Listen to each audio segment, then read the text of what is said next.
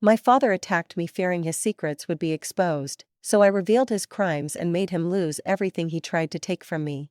I am Audrey Lancaster, 28 years old. I was born into privilege as the only child of Harold and Grace Lancaster. My father built Lancaster Technologies from the medical device company my grandfather William started in his garage 40 years ago. By the time I was born, we lived in a 20,000 square foot estate overlooking the Pacific. My earliest memories are of sitting on my grandfather's knee as he explained how the devices we made saved lives. "Audrey," he would say, his eyes crinkling at the corners, "one day, all of this will be yours to protect. Remember that business is about more than profit. It is about purpose." My mother Grace was the heart of our family. She donated millions to children's hospitals and insisted, "Our privilege comes with responsibility." Every Christmas she would take me to deliver gifts to children in those hospitals. "Look them in the eyes," she taught me. "Everyone deserves dignity." Everything changed when I turned 12. Mom was diagnosed with aggressive pancreatic cancer.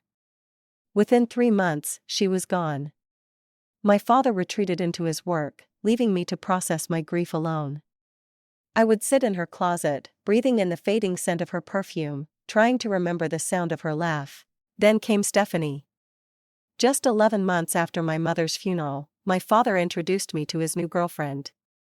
6 weeks later, they were married. She was 20 years younger than him with perfectly manicured nails that dug into my shoulder when she hugged me for photos. "We are going to be such good friends," she cooed while the cameras flashed. Her son Douglas moved in 2 days later. He was 17, handsome, and immediately became the focus of my father's attention. What started as showing him the ropes of the business soon became grooming him as the heir apparent.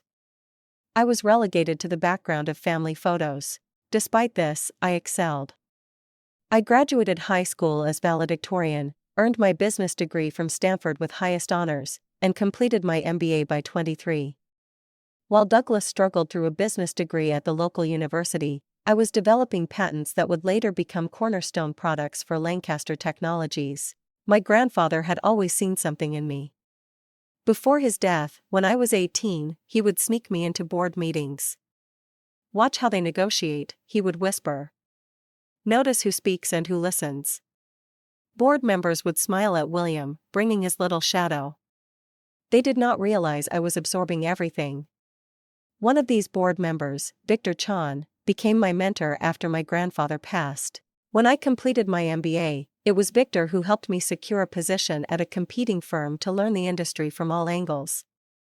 As my grandfather had advised, "Your father needs to see your value from the outside," Victor explained over coffee. Sometimes family cannot recognize the talent right in front of them. I spent 4 years building my reputation in the industry, developing innovations that put my name on the map, separate from my family legacy. Trade journals featured my work. Competitors tried to poach me. All while Douglas was given increasing authority at Lancaster despite multiple failed product launches under his direction. Eleanor Wright, my grandfather's former assistant, who still worked at the company, would call me with updates. "Your father approved another $3 million for Douglas's pet project today," she would say.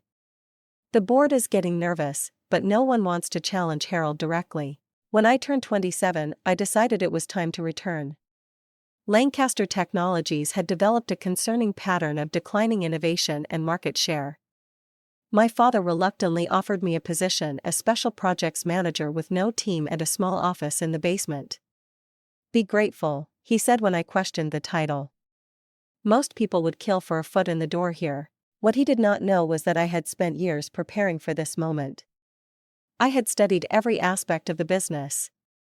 I understood our products better than anyone except perhaps my grandfather had. And most importantly, I had begun to suspect that something was very wrong with the company finances. I accepted the position with a smile. "Thank you for the opportunity, Dad," I said, watching his surprise at my easy acquiescence. "I will not disappoint you." It was the last promise I would keep to him. My first 6 months back at Lancaster Technologies were a masterclass in corporate politics. I kept my head down, worked longer hours than anyone, and systematically learned every aspect of the company's current operations. My basement office became my command center, walls covered with product development timelines, market analysis charts, and organizational hierarchies. If people thought I was just trying to prove myself, all the better. Our cardiovascular device division was struggling. Sales had dropped 30% over 2 years, and a major hospital chain was threatening to switch to a competitor. I spent weekends studying patient outcomes, talking to doctors, and reviewing competitor products. The problem became clear. Our devices were reliable, but had not evolved with new surgical techniques. I developed a prototype for a modified device that would work with minimally invasive procedures. After testing and refinement, I presented the concept to the division head, who was impressed enough to allocate resources for development. Within 4 months, we had a working prototype that surgeons raved about in initial trials. The morning of the quarterly board meeting, I prepared to present our solution and the projected revenue recovery. But when I arrived at the boardroom, my father was already presenting my work, my slides, my research, my prototype in his hands. As I have been directing the team, he said smoothly, "We have developed a solution to the cardiovascular division challenges." I stood frozen in the doorway. Board members nodded appreciatively, taking notes. Victor caught my eye and frowned slightly but said nothing. When my father finished, applause filled the room. "Audrey," he acknowledged my presence finally. "Nice of you to join us. Take a seat if you can find one." The only empty chair was in the corner away from the table. I sat quietly, professional smile fixed in place while rage burned inside me. After the meeting, I approached my father in his office. "Those were my designs," I said calmly. "My research, my prototype." He barely looked up from his computer. "You work for Lancaster Technologies. Everything you develop belongs to the company. To me, I deserve credit for my work." Finally, he looked at me, irritation clear in his eyes. "You know what you deserve? To be grateful I gave you any position here at all. Douglas would have solved the cardiovascular problem eventually.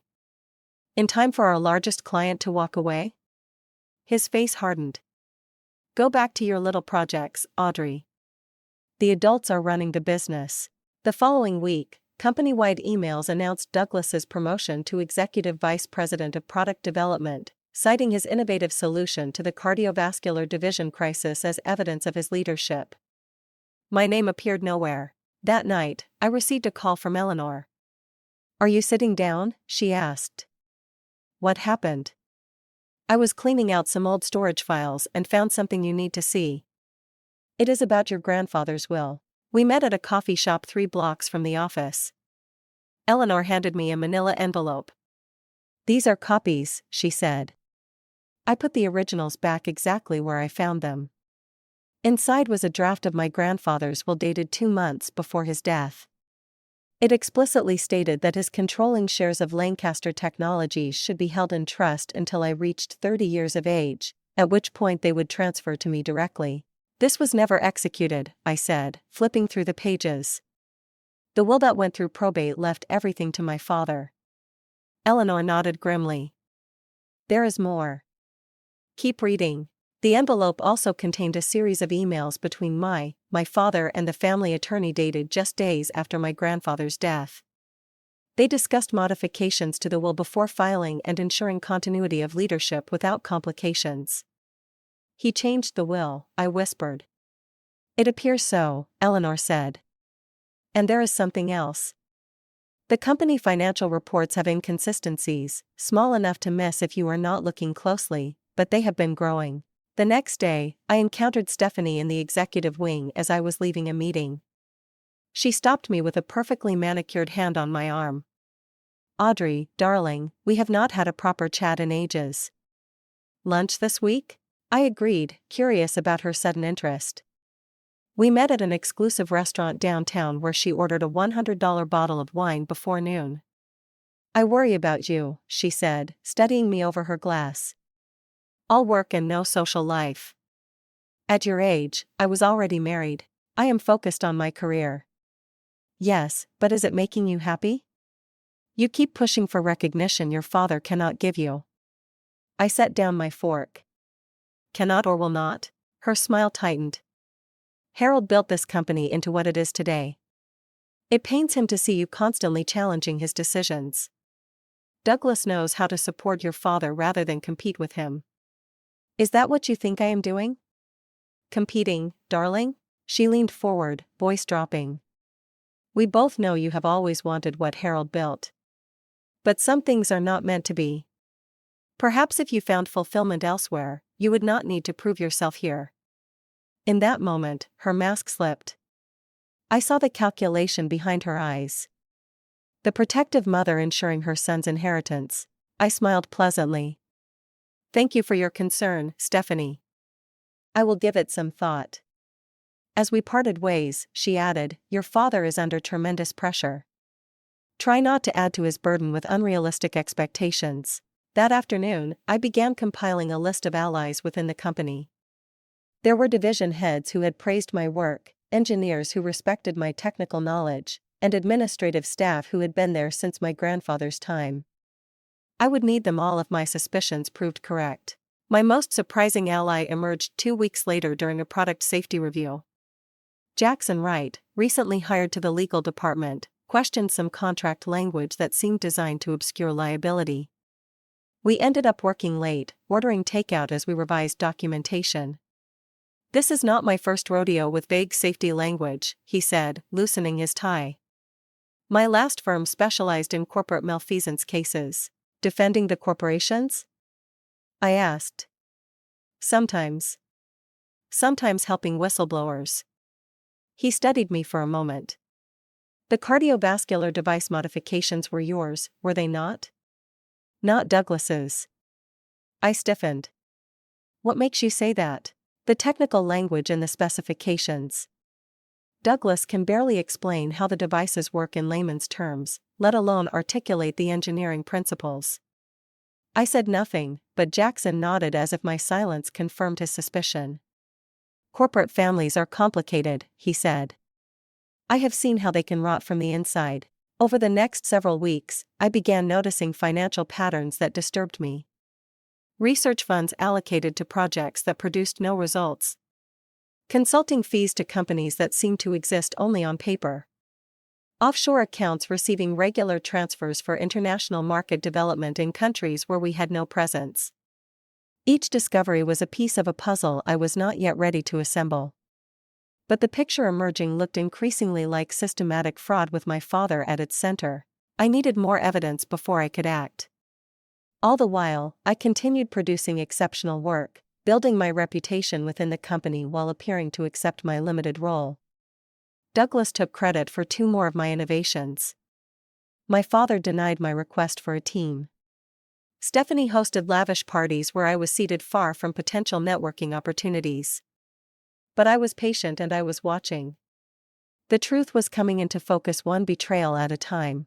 6 months after my return to Lancaster Technologies, the company hosted its annual charity gala. The event was Stephanie's pride, a $500,000 spectacle that generated both donations for children's medical research and press coverage for the company. Executives, board members, major clients, and local politicians filled the grand ballroom of the city's most exclusive hotel. I wore a simple black gown, elegant but understated. Douglas arrived with his date, a model whose name he kept forgetting. My father and Stephanie made their grand entrance 30 minutes late, ensuring all eyes were on them. From my table at the periphery, I watched the performance of the perfect family. They do put on quite a show, Victor murmured beside me. As one of the few board members who had questioned some of my father's recent decisions, he had also found himself increasingly marginalized. The Lancaster legacy on full display, I replied, sipping champagne. Not the full legacy, Victor said meaningfully. Your grandfather would have handled things differently. Midway through dinner, I excused myself to use the restroom. Taking a detour, I slipped into a service corridor and made my way to the hotel business center. Using the access code Eleanor had provided, I logged into the Lancaster Technologies secure server. For 11 minutes, I downloaded financial documents from restricted folders. My hands trembled slightly as reports filled the screen. Company funds had been diverted through a complex web of subsidiaries. Research budgets manipulated, tax documents altered. The irregularities I had noticed were just the surface of a systematic fraud spanning years. As I was about to log out, I found one more folder labeled William Estate. Inside was the smoking gun, the original version of my grandfather's will exactly as Eleanor had described, leaving controlling interest to me upon turning 30. Alongside it was documentation of how it had been altered after his death. I transferred everything to an encrypted drive and returned to the gala, my expression carefully neutral, despite the thundering of my heart. When Douglas drunkenly clinked his glass to make an impromptu speech about continuing the Lancaster legacy of innovation, I applauded politely while mentally calculating how many federal laws my father had broken. The evening concluded with my father announcing a new children's hospital wing named after Stephanie. The irony was unbearable. My mother had dedicated her life to those hospitals. Now Stephanie was literally putting her name on that legacy, too. As guests departed, my father summoned key executives to our home for nightcap strategy discussions. These after-parties were infamous for the real business decisions made over expensive scotch. For once, I was included, perhaps because excluding the only Lancaster actually present at the founding family's table would have seemed odd to the clients in attendance. Our family estate was lit up as cars pulled into the circular driveway. Staff took coats and served drinks in the main hall. I watched my father hold court, board members and executives laughing at his jokes, seeking his approval. The power he wielded was intoxicating to them. Around midnight, as discussions broke into smaller groups, I made my way to my father's home office. I needed one final piece of evidence, bank statements showing personal benefit from the corporate fraud. I knew he kept hard copies in his desk, too cautious to leave everything in digital form. I was photographing documents with my phone when the door opened. My father stood there, glass of scotch in hand, expression shifting from surprise to anger. "What are you doing in here?" he demanded. I straightened, phone slipping into my pocket. "Looking for the Anderson proposal you mentioned earlier." "In my desk drawers?" "Try again." We stared at each other. The pretense between us finally dropping away. I thought of all the times I had sought his approval, his recognition, all the brilliant work I had done for his company, all the lies he had told. "I know about grandfather's will," I said quietly. "The real one." Color drained from his face. "You have no idea what you are talking about." "I know about the offshore accounts, the diverted research funds, the tax fraud." He set down his glass carefully. "You think you understand business at your age? Sometimes complex strategies look questionable to inexperienced eyes. Fraud looks like fraud to federal prosecutors." His expression hardened. "Are you threatening me?" "I am telling you I know the truth about everything, including how you built your precious empire on stolen inheritance and criminal activity." "You ungrateful little." He stopped himself visibly, bringing his anger under control. "Everything I did was to build this company, to create a legacy. A legacy you stole from me." He laughed harshly. "You could never handle what I have built. You are too much like your mother. Soft, sentimental. This company needs a strong leader. Like Douglas, the alcoholic who takes credit for other people's work." His face flushed dark red. "At least he understands loyalty." "Is that what you call it?" "I call it enabling criminal behavior." He stepped toward me, voice dropping dangerously. "You will not threaten this family. Everything you have, I gave you." "No," I countered. "Everything I should have had, you took from me." Something snapped in his eyes. "You are nothing without the Lancaster name." "Nothing." He grabbed my arm, fingers digging painfully into my skin. I pulled away, but his rage was fully unleashed now. As I turned to leave, he shoved me hard toward the door. Instead of opening, the heavy wooden door held firm. My momentum carried me forward, and I crashed through the glass panel beside it. The sound was deafening. Sharp pain exploded across my back and arms as glass shattered around me. I landed hard on the hallway floor, stunned and disoriented. Warm wetness spread across my face. Blood. Silence fell as party guests turned to stare. Stephanie appeared in the doorway of the living room, hand flying to her mouth. Douglas stood behind her, eyes wide. My father stood frozen in the doorway, the realization of what he had done slowly dawning on his face. For a moment, he looked exactly like the frightened old man he was, all illusions of power stripped away by one act of violence. I touched my face, fingers coming away red. Strangely calm, I looked up at him as blood trickled down my cheek. A smile spread across my lips. "You just lost everything," I whispered. Stephanie rushed forward suddenly, all concern for the watching guests. "She tripped," she announced loudly. "Too much champagne. Let us get you cleaned up, Audrey." No one moved to help me stand. I rose slowly, glass tinkling from my dress, blood dripping onto the marble floor. Douglas stepped forward, perhaps to guide me away from the shocked onlookers, but I shook my head. "Do not touch me," I said clearly. "None of you touch me." I walked straight through the crowd, head high, feeling the blood drying on my skin. Behind me, I heard my father instructing guests that the party was over. Stephanie's nervous laughter. Douglas offering to drive someone home. In my bathroom, I examined the damage. Dozens of small cuts covered my arms and back.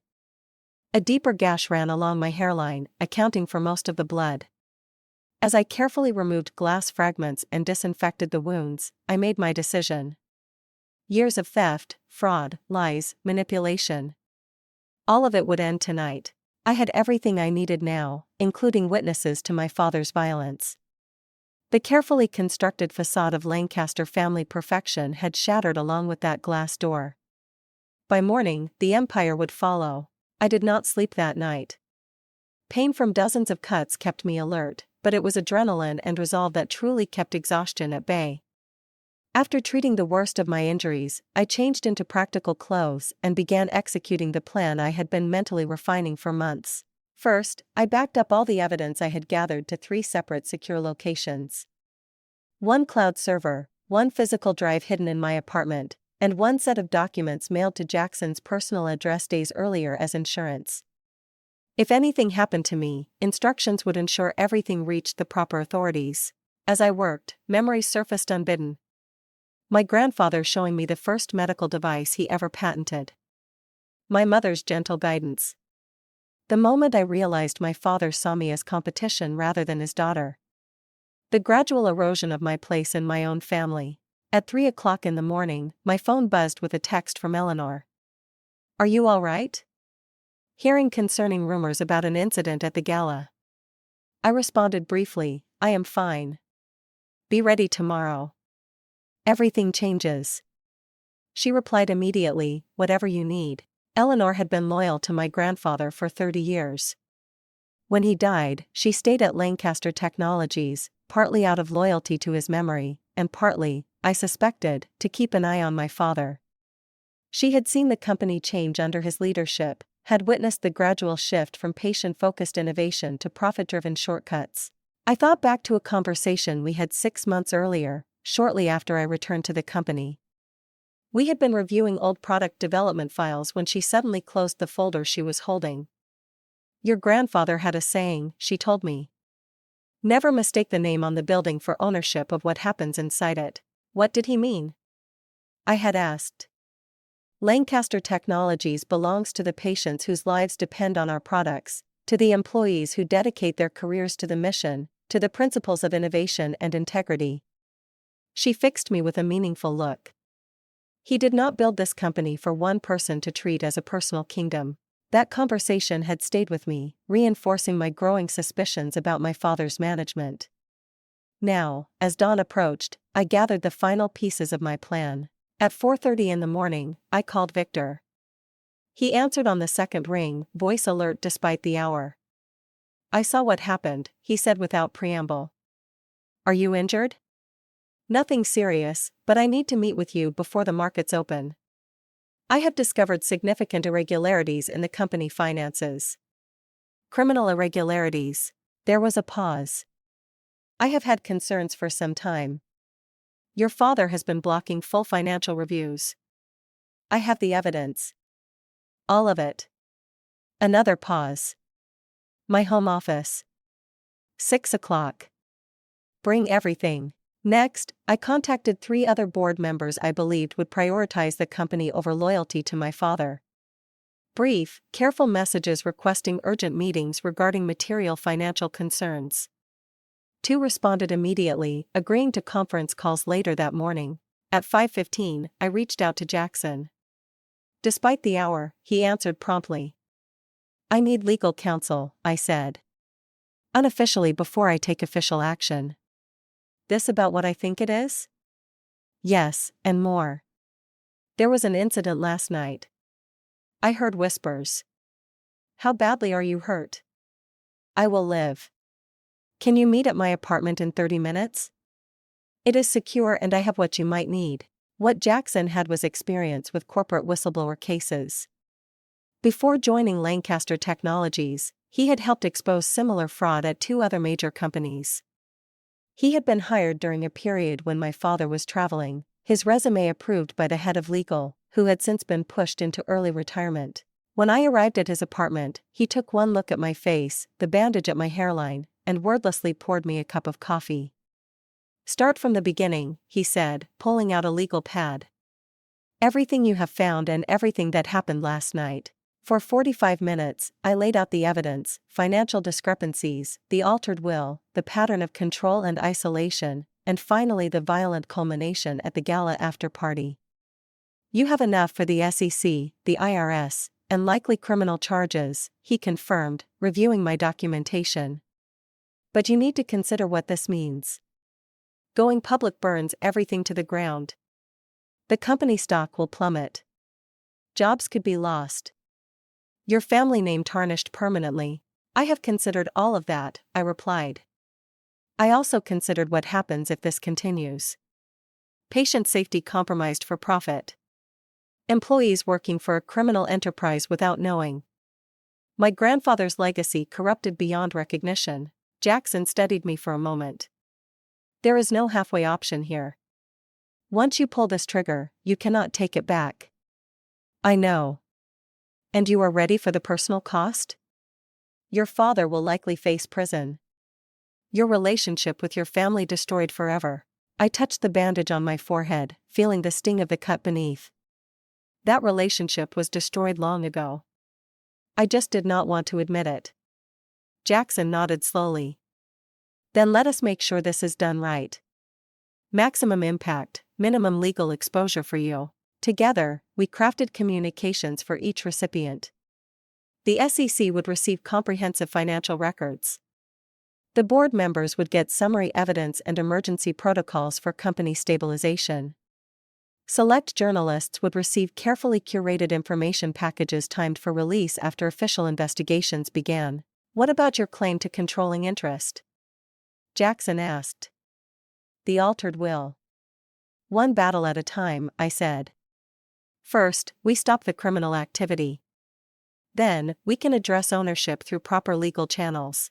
By 9 o'clock, I had met with Victor and one other board member, Patricia Alvarez. Both were ashen-faced after reviewing my evidence. We will need to call an emergency board meeting, Victor said. Suspend Harold pending investigation. He will fight it, Patricia warned.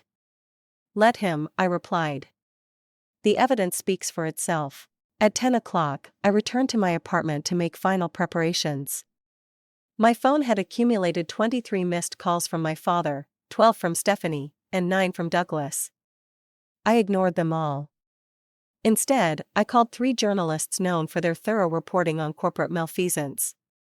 Each conversation was brief, professional, and ended with scheduled delivery of documentation later that day. As noon approached, I felt a moment of hesitation.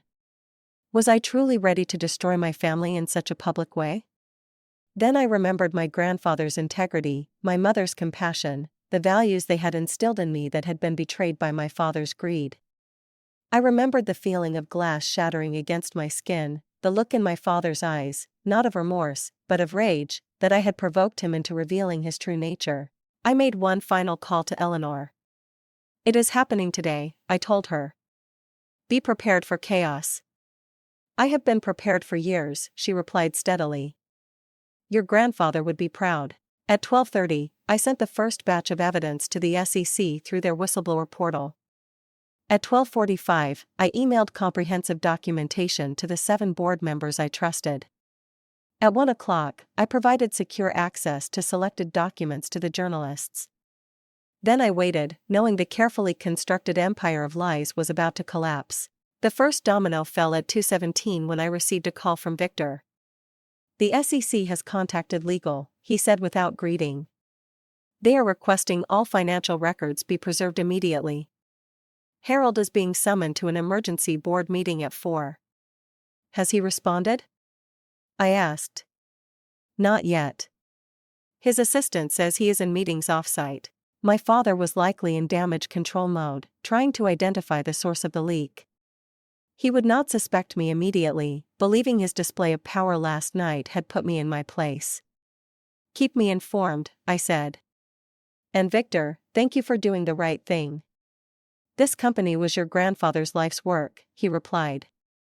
"Someone needs to save it from your father." At 3:30, Jackson texted, "Federal agents just entered the building. Executive floor in lockdown, files being secured." Things were moving faster than anticipated. I had expected at least a day before federal involvement became visible. Someone on the board must have made additional calls, perhaps to the FBI or Department of Justice. My phone rang again. "Douglas, for the 10th time." I declined the call. By 4 o'clock, I needed to retrieve the final pieces of evidence from my father's home. With everyone focused on the corporate headquarters, the family estate would likely be empty. I took a ride-share rather than my own car to avoid recognition and had the driver drop me 2 blocks away. The house was quiet as I approached. Staff would be minimal on a weekday afternoon. I used my key to enter through the side door near the kitchen, listening carefully for movement. Hearing nothing, I made my way to my father's home office. The glass door had been hastily boarded up with plywood. Dried blood still stained the marble floor where I had fallen. I stepped carefully around it and entered the office. My father's desk appeared untouched from the night before. I went directly to the hidden safe behind the hunting painting, another of my grandfather's traditions my father had co-opted without understanding its significance. The combination was my grandfather's birthday, something my father had kept out of sentimentality or laziness. Inside the safe, I found what I was looking for, the original copy of my grandfather's will, with handwritten notes from my father indicating changes to be made. Next to it sat a small leather journal my grandfather had kept documenting his intentions for the company succession, and beside that account information for private offshore holdings where company funds had been diverted.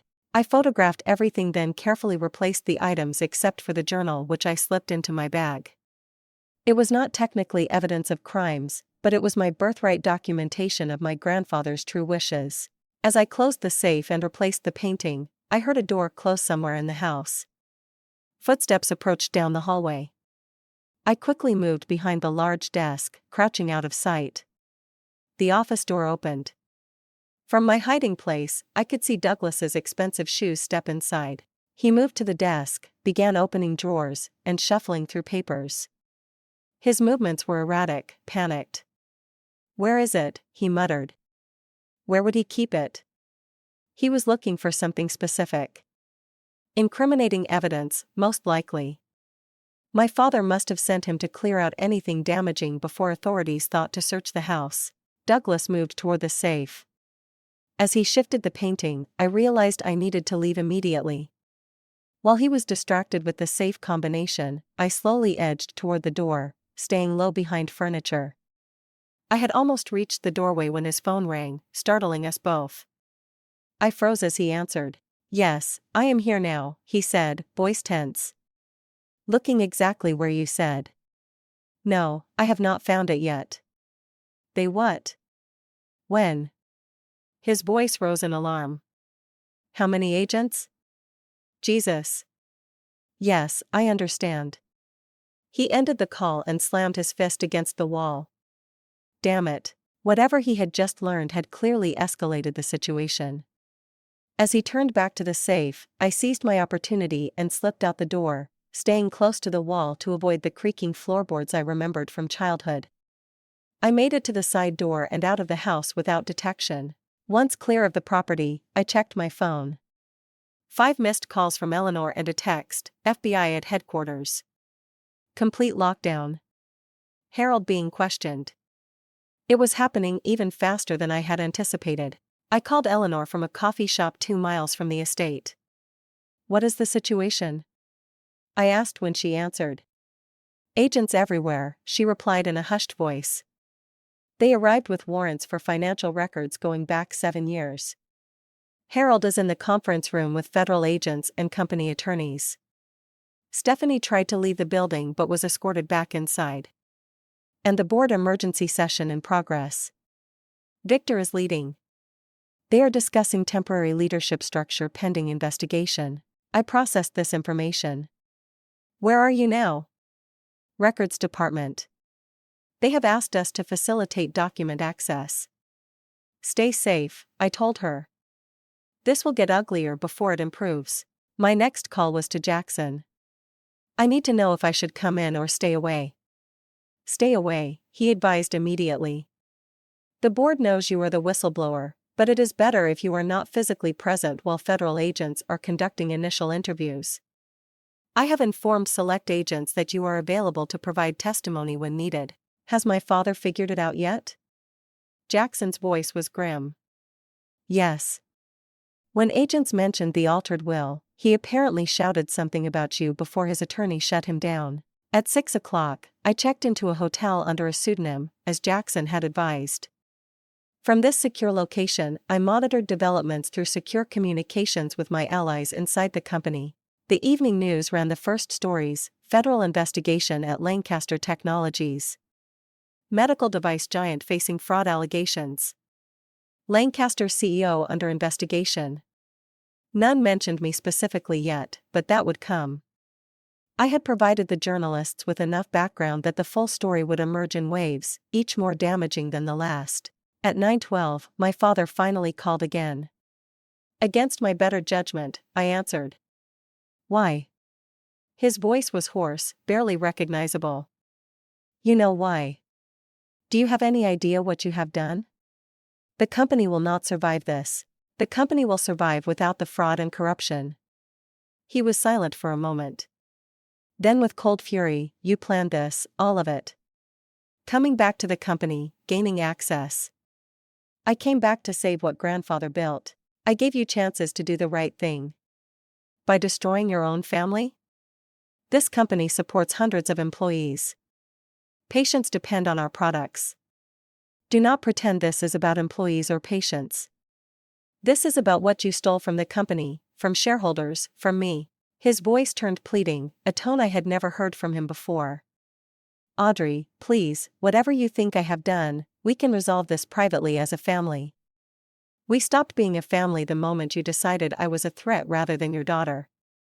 I paused, then added, "Or perhaps it was when you altered grandfather's will to disinherit me." Silence. "Then, you cannot prove that." "I already have.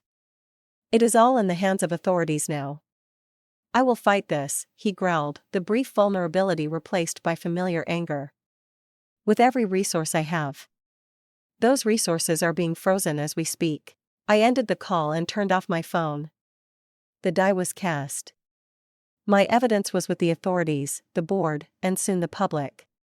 There was no stopping what would come next. At the hotel room desk, I opened my laptop and reviewed one final email. It contained my formal statement to the board requesting emergency appointment as interim CEO based on my grandfather's documented intentions and my qualifications. Victor had helped draft it, believing the company needed a Lancaster at the helm to weather the coming storm, but one untainted by the scandal.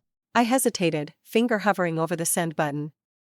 Once sent, I would be volunteering to step into the center of the hurricane, to take responsibility for saving a company on the verge of collapse, to face public scrutiny and potential backlash. I thought of my grandfather's words: "Business is about more than profit. It is about purpose." I pressed send.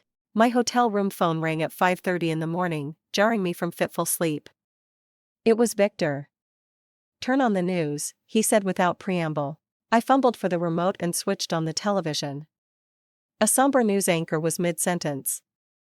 Federal agents executed search warrants at both Lancaster Technologies headquarters and the Lancaster family estate late into the night.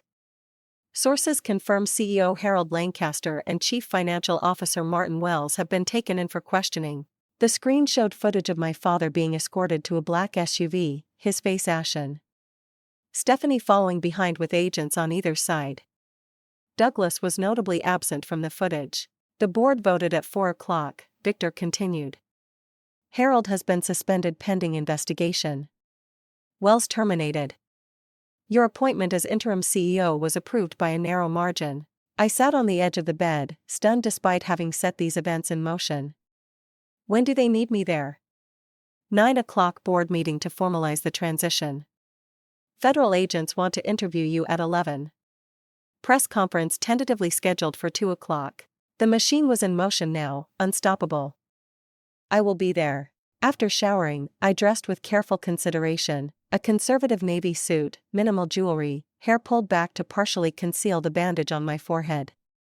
I needed to project stability and confidence, not appear as either victim or vindictive daughter. On the drive to headquarters, my phone buzzed continuously with messages and calls. The story had broken wide open overnight. 3 major business publications had run detailed exposés on the financial fraud, citing anonymous whistleblowers and company insiders. One had directly referenced the altered will, though without naming me specifically. The Lancaster Technologies parking lot was filled with news vans and reporters. Security personnel escorted me through a side entrance to avoid the media gauntlet. Inside, the atmosphere was tense. Employees gathered in small groups, conversations stopping abruptly as I passed. Eleanor met me at the executive elevator. They know it was you, she said quietly. Not officially, but word has spread. How are the employees taking it? Shocked, confused, afraid for their jobs, but also, she hesitated, there is relief among some. Your father's management style had become increasingly erratic. People have been walking on eggshells for months. The executive floor was eerily quiet. Federal agents had commandeered several offices, boxes of documents stacked in conference rooms. Victor waited for me in what had been my father's office, now stripped of personal items. The initial financial assessment is worse than we thought, he said after closing the door. The fraud extends beyond what even your evidence showed. Wells has apparently been cooperating with authorities since midnight, implicating your father in exchange for leniency. I nodded, unsurprised. And the company status? Stock trading was halted before market open. We expect a 30 to 40% drop when it resumes. Major hospital chains are calling for reassurance about supply continuity. The FDA has requested emergency meetings regarding product safety. Any indication of actual safety issues? This was my greatest concern. Patient lives could be at risk. Initial review suggests the fraud was financial, not product-related. Your father may have been corrupt, but he was not stupid enough to risk liability for defective medical devices. Small comfort but critical. We spent the next hour preparing for the board meeting, reviewing talking points and transition plans. At 8:45, my phone rang. Stephanie. Against my better judgment, I answered. How could you? She hissed, voice raw with either tears or rage. Your own father. He made his choices, I replied evenly. Years of them. They arrested him in front of everyone. Do you have any idea what this is doing to Douglas? To me? Where is Douglas, by the way? I notice he was not with you and father last night. A pause. He is dealing with this in his own way. Translation, likely drunk or hiding. Stephanie, I have a board meeting to attend. Was there something specific you needed? You will regret this, she said, voice hardening. When the dust settles, you will have nothing and no one. Family is everything, Audrey. That is exactly why I did this, I said. For my real family, for what they built and believed in. I ended the call as Victor signaled it was time for the board meeting. The boardroom was tense, divided between directors who had supported my appointment and those still loyal to my father. I entered with chin high, taking the seat at the head of the table that had been my father's for 2 decades. Good morning, I began calmly. I recognize this is an unprecedented situation for Lancaster Technologies. I want to assure each of you that my priority is stabilizing the company, cooperating fully with investigations, and ensuring continued production of the life-saving devices our patients depend on. For the next hour, we addressed immediate concerns, communication strategies, leadership transition, and regulatory compliance.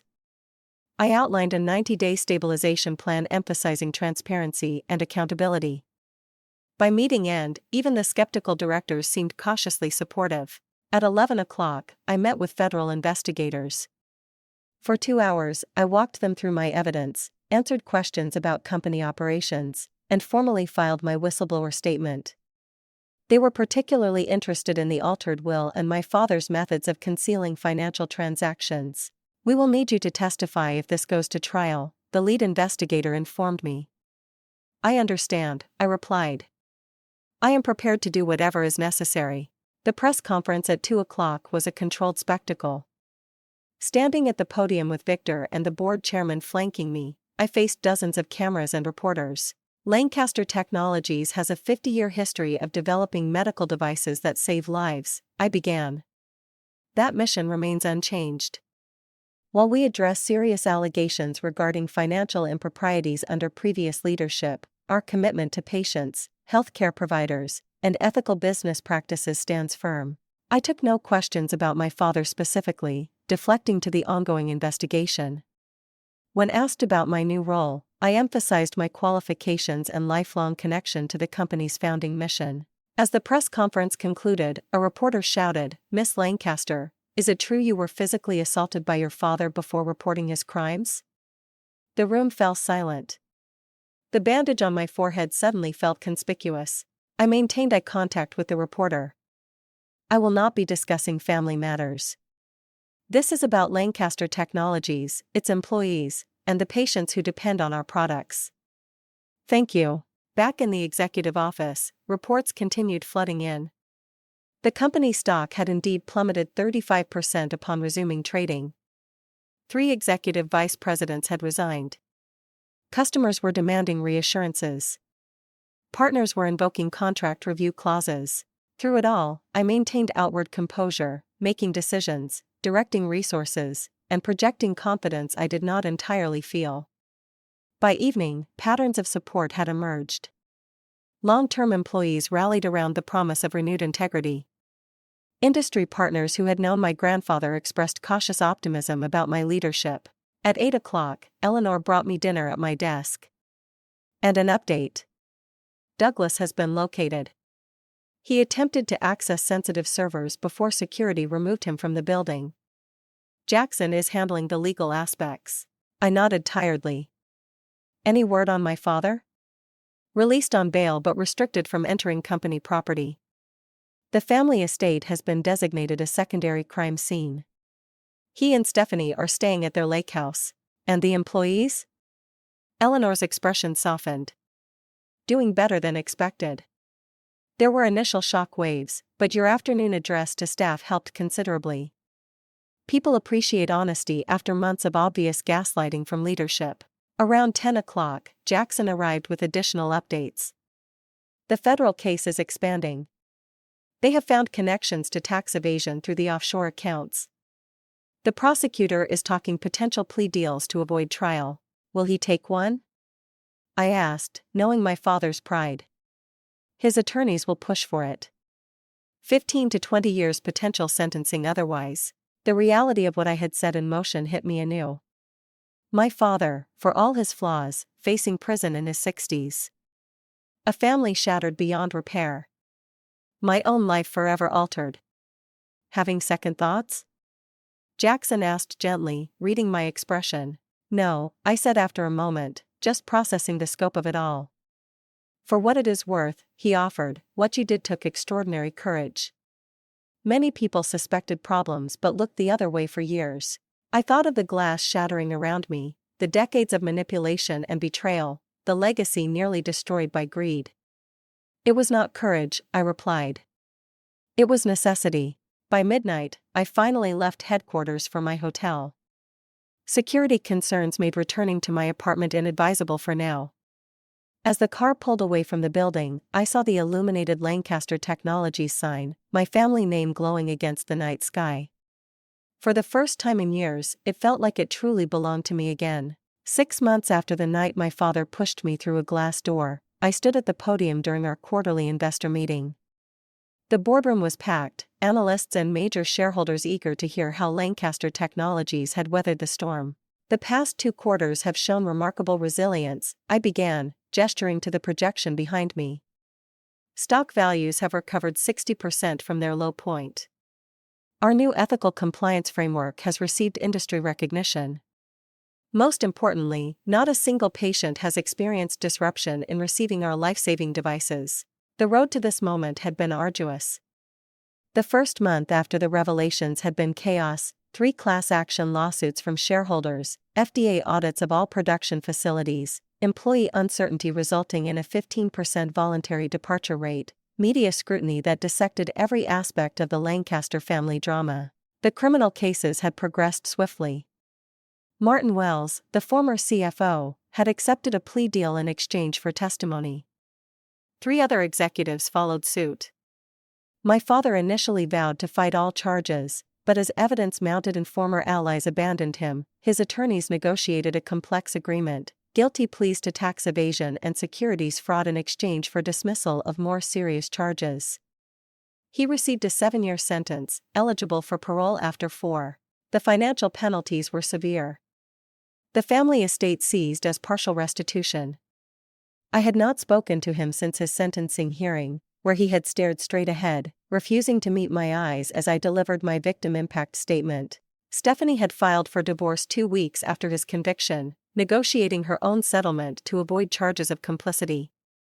She had moved to Arizona, launching a small skincare line that carefully avoided mentioning her Lancaster connection. Douglas had faced minor charges related to attempting to destroy evidence. He received probation and community service, then disappeared to Europe, occasionally appearing in social media posts from yacht parties and ski resorts funded by whatever resources he had managed to hide before the collapse. The company transformation had been my primary focus.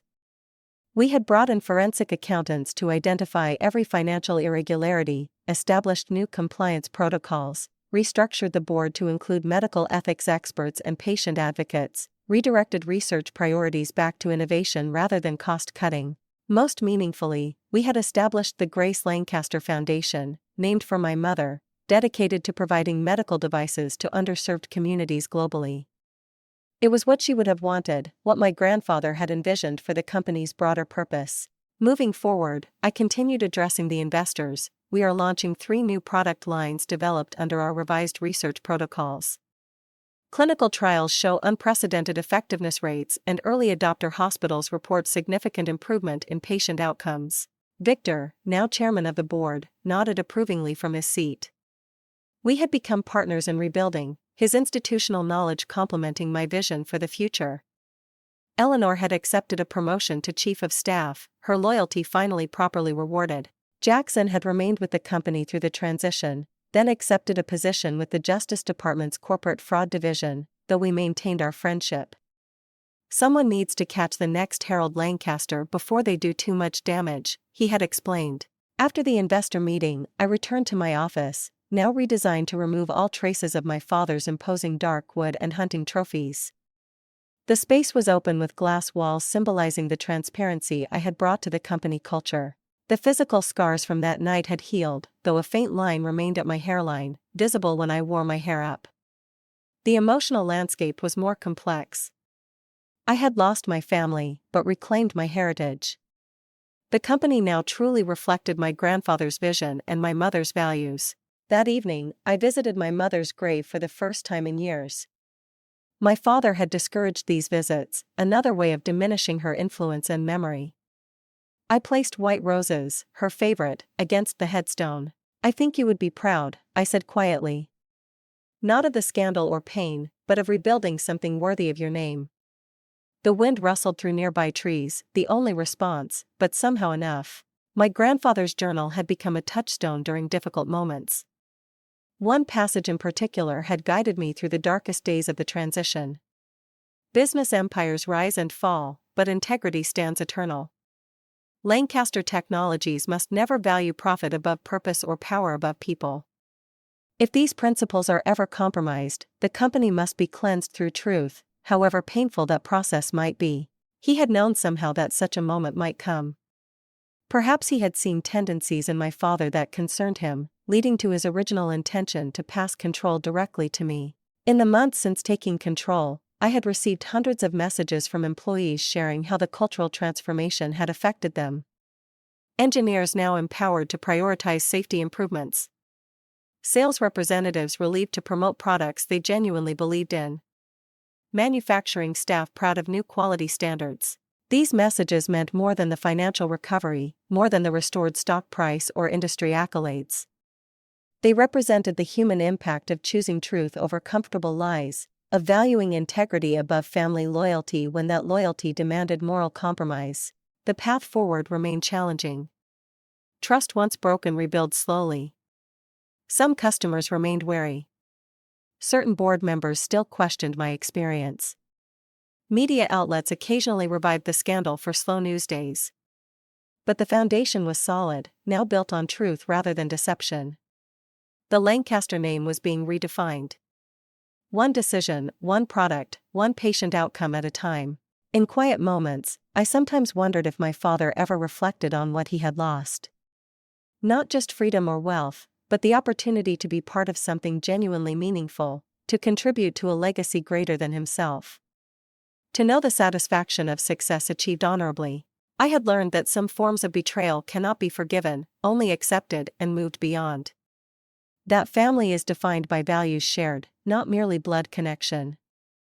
That the hardest choices are often the most necessary ones. Most importantly, I had learned that we are not defined by what others believe we deserve, but by what we know to be right and have the courage to defend.